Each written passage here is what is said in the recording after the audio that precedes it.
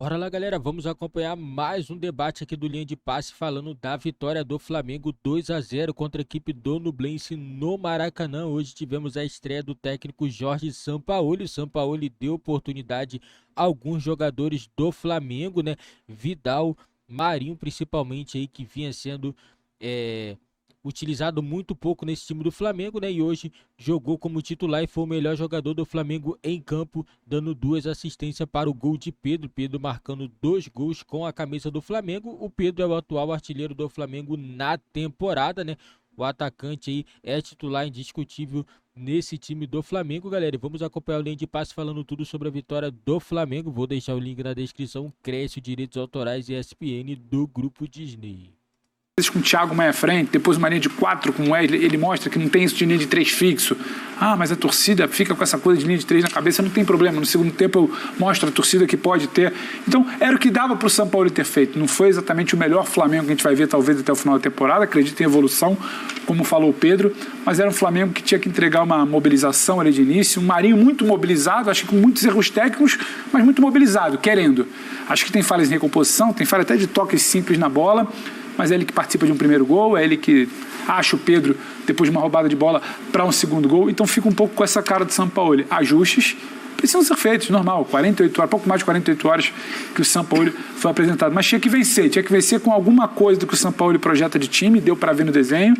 Tinha que vencer com alguma mobilização inicial, de que se não foi o primeiro tempo inteiro, mas marcando, pressionando, como fez contra o Curitiba, porque o adversário era muito fraco. Tinha que dar esse passo, tentar virar essa página e dar o direito ao torcedor de olhar e falar: pode ser que venha alguma coisa aí diferente do que a gente viu nas últimas semanas. Chama a atenção ele apelar, entre aspas, para os conhecidos, né, Birner? Os dois que o Pedro citou, né, o Marinho, que ele conheceu bem no Santos, o Vidal da seleção chilena, nem se fala. E também um curto período, né? Talvez menor, mas dirigindo o Gerson no Olympique de Marseille. Então ele bota os 3 debaixo do braço e fala: esses 3 são esses 3 e mais 8. Primeiro jogo pelo menos, né? Primeiro jogo pelo menos. E parte de alguma coisa para iniciar o trabalho e para preparar o time para um jogo tão importante, já que tinha perdido na estreia. Exato, Paulo. Boa noite a você, ao Pedro, ao André, ao Jean, os fãs e as fãs do esporte. Eu não me sinto confortável a elogiar a atuação do Flamengo hoje, nem de fazer nenhuma crítica, porque não dá para exigir nenhuma espécie de grande coesão coletiva, de uma nova ideia de um treinador que gosta de um jogo muito bem trabalhado. Eu vou repetir o que eu disse quando foi contratado. Ele é melhor que o Jorge Jesus. Porém, se o Flamengo não andar ao longo da temporada num nível alto, e novamente o nome de Jorge Jesus vai voltar a ser falado e vai ter a reclamação e esse tipo de questão, e ele assume o Flamengo numa condição exatamente criada pelo próprio Flamengo, pelos jogadores do Flamengo, pelo futebol que o Flamengo não mostrou, em que ele pode fazer tudo o que ele quiser agora. Agora ele tem aval pleno. Ele podia tirar os atacantes, ele podia tirar o Gabigol e o Pedro do time, ele podia colocar um jogador pior, ele podia jogar com linha de 4, com linha de 3, ele podia fazer o que ele quisesse, porque ele pega um time que não vinha jogando nada e que tinha uma postura muito ruim. O que eu tenho mais a elogiar hoje, e eu espero que isso dure, porque isso vai ser fundamental para o tipo de jogo que ele quer produzir funcionar, foi exatamente a postura dos jogadores. Porque contra o Maringá, por exemplo, né, e o Flamengo tinha perdido na estreia da Libertadores para um time fraco, a gente viu no segundo gol, o goleiro do Maringá pega a bola, o Gabigol e o Everton Ribeiro estão dentro da área, de costas, largam, a bola é jogada do lado direito, o Cebolinha de longe está marcando, o jogador recebe a bola no meio, lança para o cara do lado direito, de repente tem um 3-3, parecia um contra-ataque no lance em que o Flamengo teve tempo de voltar 10 vezes, se quisesse, porque os jogadores olharam o adversário jogar. Hoje, cada jogador do Nublense que pegava a bola tinha alguém grudado. Às vezes não tinha o encaixe ideal, exatamente porque não tem o treinamento. Claro. Mas a postura, né, de ter alguém sempre grudado no jogador quando tem a saída de bola do adversário, ou até quando acontece um passe longo, não fica ninguém em campo olhando o jogo. Fica participando do jogo sem a bola, não observando para ver o que acontece esperando a bola chegar. Essa, para mim, foi a grande notícia. Se isso continuar, se os jogadores tiverem esse comprometimento, junto isso ao conhecimento do Sampaoli e ao fato de ele ter uma personalidade forte, não ceder a nomes de jogadores, a história de jogadores em primeiro lugar, mas pensar nisso, se tiver o desempenho atual, a possibilidade dessa história ser repetida, e se os jogadores, repito, se comprometerem com o treinador, o Flamengo vai jogar um grande futebol na temporada. Então, hoje ganhou, era o mais importante, o adversário muito fraco, muito fraco, né? O time que tem 11 pontos em 10 jogos do Campeonato Chileno, 12º colocado de 16 equipes, 11 gols feitos e 14 sofridos, 3 vitórias em 10 jogos, ou seja, um adversário muito ruim, mas o Flamengo tinha que ganhar. E o Flamengo ganhou com sobras e o Gleison chutou uma bola no gol. O goleiro do Flamengo não fez nenhuma defesa, ou seja, uma vitória com segurança num jogo em que era necessário ganhar. E agora dá-se tempo ao São Paulo para trabalhar, contando que os jogadores mantenham a postura que mostraram hoje na Libertadores. Principalmente no primeiro tempo, né, Jean? Quando o resultado precisava ser construído, e no segundo tempo o Flamengo fez mais um jogo até de administração, vamos dizer assim, não conseguiu manter parte dessa intensidade citada pelo Birner, apresentada no primeiro tempo. Boa noite, Jean. É verdade. Boa noite, Paulo. Boa noite a todos. É isso. Eu acho que, bom, primeiro que é um jogo para a gente receber pistas do São Paulo em relação ao que ele pretende fazer ou não, o que ele vai querer aplicar no time ou não. E acho que, claro que o primeiro tempo, a maneira como ele começa o jogo, as escolhas iniciais, dizem muito sobre isso. Dizem mais até do que as mudanças para o segundo tempo. Mas então ele, começa com os 3 zagueiros, mas começa com essa marcação muito intensa e muito alta, né? Então o Flamengo chega à marcação do seu segundo gol dessa maneira, também depois do terceiro gol, aí já anulado, né? Mas também dessa maneira. Então é um Flamengo que deve ter essa característica, uma característica que o São Paulo exige dos seus jogadores. Ele faz essa escolha, como você disse, por atletas que ele conhece, com quem ele já trabalhou. E acho que isso, do ponto de vista do elenco, também é algo a ser respeitado. Né? Os próprios jogadores que não trabalharam com ele hão de entender que, bom, pera lá, o cara trabalhou com o Marinho e o Marinho jogou bem com ele, normal que escolha. O cara trabalhou com o Vidal jogou bem com ele, normal que o escolha. Então eu acho que essas coisas elas também são compreensíveis e ajudam nesse momento em que ele tem que deixar de fora nomes importantes, porque no Flamengo você sempre vai ter nomes de fora importantes, e acho que no segundo tempo ele dá outras pistas, né? Quando faz, por exemplo, a mudança que o Pedro citou, ele para de jogar, né? Tira um zagueiro, coloca mais um lateral ali, joga com uma linha de 4 atrás, é um técnico que tende a fazer isso e que falou na entrevista de apresentação que vai mudar o time, que vai mexer de acordo com o adversário. É bom que use o elenco dessa maneira. Claro, é ótimo, até porque para o Flamengo, até para uma gestão de grupo, você precisa realmente mudar, não dá para jogar sempre com os mesmos 11, e acho que ele mostrou que pode fazer isso, mudando inclusive o desenho, né, tático da equipe. Se faz isso logo no seu primeiro jogo, ele já quer fazer essas experiências, eu acho que é uma tendência da gente ver muito esse tipo de mudança durante a temporada, e com o elenco que tem em mãos, ele tem mais que fazer isso. O único jogador que ele não podia tirar hoje, que tinha que jogar, é o Ayrton Lucas. No resto ele fazia, para mim, podia fazer o que ele quisesse. Jogar da maneira que ele bem entendesse, porque esse é o único cara que, digamos assim, escapou totalmente incólume a tudo que aconteceu no Flamengo nesse início de temporada. O jogador cresceu, inclusive, nessa fase, né? Muito. Talvez então... o Pedro. Oi? Talvez o Pedro junto. O Pedro tá jogando bem também, mas eu entenderia se ele quisesse jogar de outra maneira. Eu entenderia, eu concordo que o Pedro também jogou bem a temporada, não acho que o Pedro tem responsabilidade pelos maus resultados do Flamengo, inclusive alguns jogos o Flamengo não jogou bem, ele fez gols com poucas chances, ele conseguia marcar os gols, mas eu acho que o jogador, pela característica, porque no Pedro... Talvez tivesse que pincelar um rosto ali desse ano. Vou dar um exemplo, por exemplo, eu acho que o Pedro tá jogando mais que o Gabigol nessa temporada, mas se ele quisesse começar jogando com o Gabigol de centroavante, um time de aproximação, então, que trocasse mais passes sem um centroavante de referência, eu entenderia. Eu não entenderia colocar ninguém no lugar do Ayrton Lucas nesse momento. Sabe uma coisa que me pegou, até bati aqui na tecla quando o Paulo perguntou do destaque inicial, obviamente, quando o São Paulo é anunciado e tem aquele debate, claro, óbvio, o que esperar, o que vai ser, é bom ou ruim, a gente, quase como um todo, bateu muito na tecla do sabe o que é bola, sabe montar um time, é interessante, é promissor pensar o que ele pode fazer com essa qualidade, mas tem a questão do ambiente. A gente bate muito na tecla. Sem dúvida. E eu vi uma preocupação muito clara do tal ambiente do Flamengo.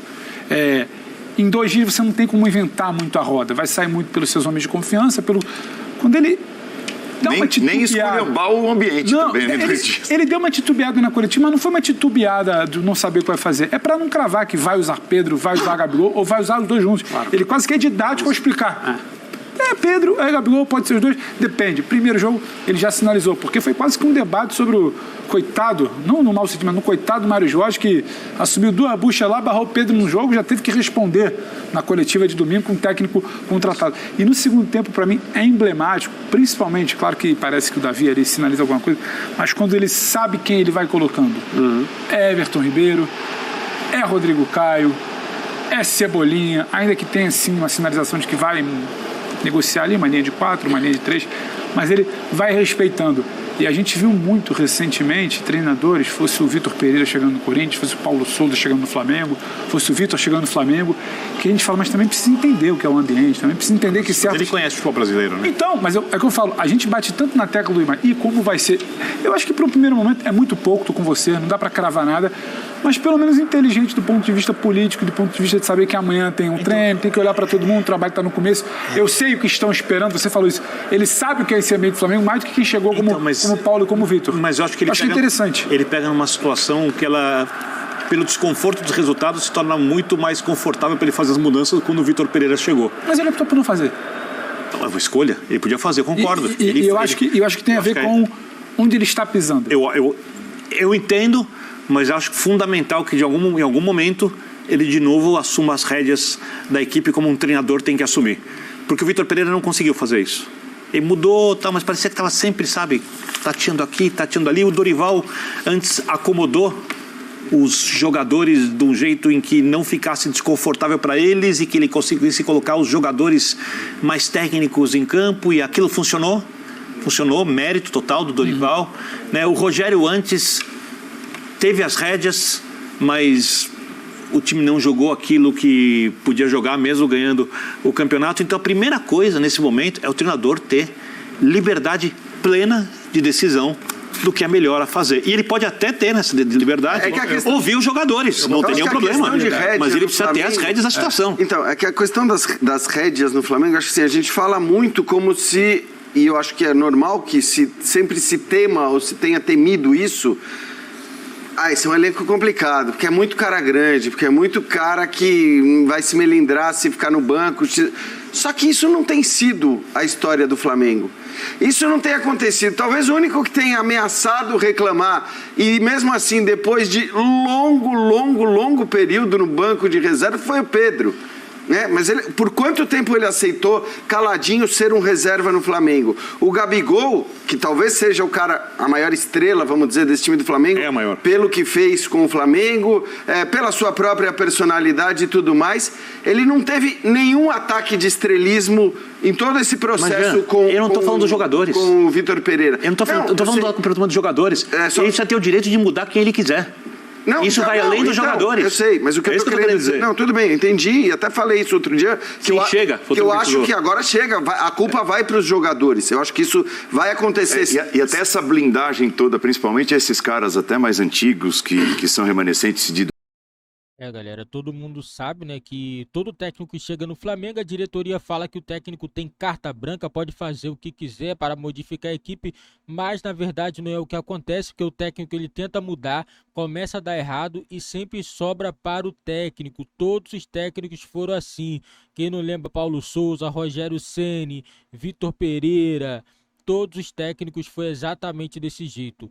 O Flamengo, enquanto não acabar com esse negócio de estrelismo desses jogadores, o Flamengo não vai voltar a vencer com um técnico que seja diferente. O Flamengo conseguiu vencer com o Dorival porque é um técnico muito diferente, é um técnico com a filosofia diferente do Vitor Pereira, do Paulo Souza, do próprio Sampaoli. É um técnico muito diferente. É um técnico que se aproxima mais dos jogadores, ouve os jogadores, porque isso que os jogadores do Flamengo gostam, que o técnico chega e ouve. E é exatamente o que pode acontecer, porque muitas das vezes o técnico não sabe nem o que está acontecendo, já chega mudando tudo, não quer saber se o jogador tá confortável ou não na posição. Isso daí acaba atrapalhando o processo. Aconteceu isso com o Vitor Pereira, que o Vitor Pereira foi teimoso. Vitor Pereira não aceitou dar um passo atrás para tentar acertar o time do Flamengo. Ele só tentou fazer as coisas que ele achava que era certo, né? E no final acabou dando tudo errado. O Flamengo perdeu muitos títulos, foram 4, né? O Flamengo perdeu Mundial, Supercopa do Brasil, Recopa Sul-Americana, Campeonato Carioca. E se o Vitor Pereira continuasse, o Flamengo não iria ganhar nada esse ano. Essa é a verdade, né? O Flamengo teve que modificar e vamos ver como que o técnico Sampaoli vai conseguir lidar com esse time estrelado do Flamengo, né? Tem que botar uma coisa, um ponto. O Flamengo foi vencedor lá atrás, agora é outro ano, virou a página, o Flamengo tem que voltar a jogar o futebol que jogava, né? Claro, o Flamengo em 2019 passou, mas se o Flamengo jogar o futebol que jogou em 2022, já é o suficiente para o Flamengo chegar nas finais e conseguir conquistar títulos. Não precisa mais que isso, não precisa. E os jogadores têm que correr e o Sampaoli tem que barrar sim. O jogador não tá bem, vai pro banco. Acho que o Gabigol tá merecendo o banco de reserva, não tá jogando nada. O Gabigol corre o tempo todo, mas né, a função dele não é correr o tempo todo, ele tem que fazer gol. Entendeu? Tá ficando muito fora da área e nesse momento, para mim, o atacante do Flamengo titular é o Pedro, é o goleador, é o cara que não desperdiça gols. Quando a bola bate lá na frente, ele faz. Já o Gabigol não, o Gabigol tem perdido muitas chances claras. É chance clara, né? Chance assim, simples assim, que o cara tá longe do gol, não tem ângulo, não. O Gabigol tá perdendo gol fácil. Gol fácil.